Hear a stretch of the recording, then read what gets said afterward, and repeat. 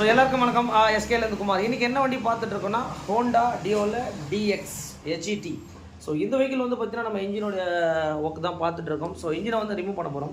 இந்த வெஹிக்கிளில் வந்து பார்த்திங்கன்னா ஆயில் லீக் கம்ப்ளைண்ட் இருந்திருக்கு. ஸோ அது எந்த இடத்துல லீக் ஆகும் அப்படின்னு கேட்டால் அந்த மேக்னட் சைடில் தான். ஸோ இப்போ பாருங்கள், நம்ம ரிமூவ் பண்ணியிருக்கோம். எந்த அளவுக்கு வந்து பார்த்திங்கன்னா இங்கே பாருங்கள் ஆயிலில். ஸோ ஃபுல் அண்ட் ஃபுல் வந்து பார்த்திங்கன்னா எல்லாமே உங்களுக்கு சேரு ஆயிலு. ஸோ இந்த மாதிரி எதாவது இருந்ததுன்னா வெஹிக்கிளில் வந்து பார்த்திங்கன்னா கண்டிப்பாக வந்து ஒரு கரண்ட் சப்ளைவாக இருக்கட்டும், எதுவாக இருந்தாலும் இந்த காயிலில் போய்ட்டு இந்த மாதிரி ஆயில் லீக் ஆகி இந்த மாதிரி டஸ்ட்டு ஏதாவது கண்டிப்பாக ஃபார்ம் ஆச்சுன்னா உங்கள் வெஹிக்கிளில் நிறைய ப்ராப்ளம் வரதுக்கு வாய்ப்புகள் இருக்குது. கரண்ட் சப்ளை சரியாக வராது. இங்கே பாருங்கள் எல்லாமே ப்ராப்ளம் வருங்க. இங்கே பாருங்கள் ஸ்டார்டிங் கம்ப்ளைண்ட் வரும்.